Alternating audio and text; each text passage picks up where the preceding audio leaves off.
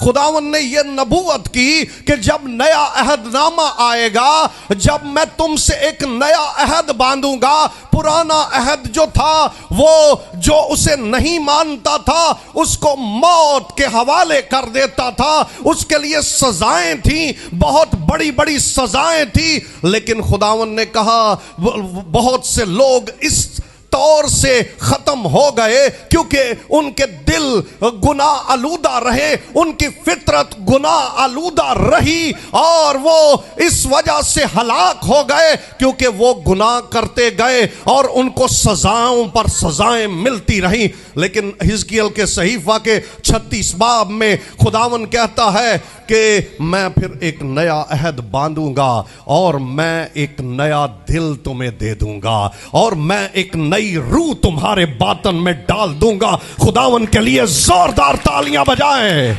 सब चीजों को नया कर देगा वो। उसने कहा नया दिल होगा और नई रूह होगी और सब कुछ नया हो जाएगा। ये खुदा का कलाम है। खुदा नया करना चाह रहा है, खुदा आपको नया बनाना चाह रहा है, खुदा आपका स्टेटस नया बनाना चाहता है, आपकी जिंदगी नई बननी चाहिए। और ये कैसे होगा? खुदा इसे करना चाहता है। नंबर 1, खुदा ने टाइम दिया है।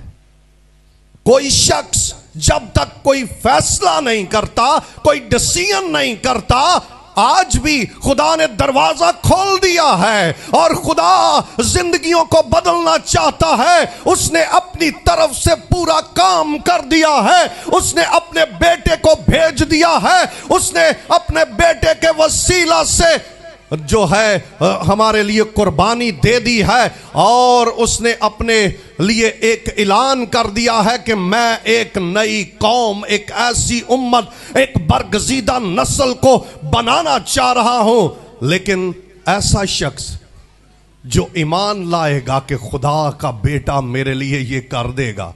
बहुत सारे लोग क्यों आज भी बेनजात रह जाते हैं, आज भी बरकतों से महरूम रह जाते हैं, इसलिए कि वो इस बात पर ईमान नहीं रखते कि हमारे लिए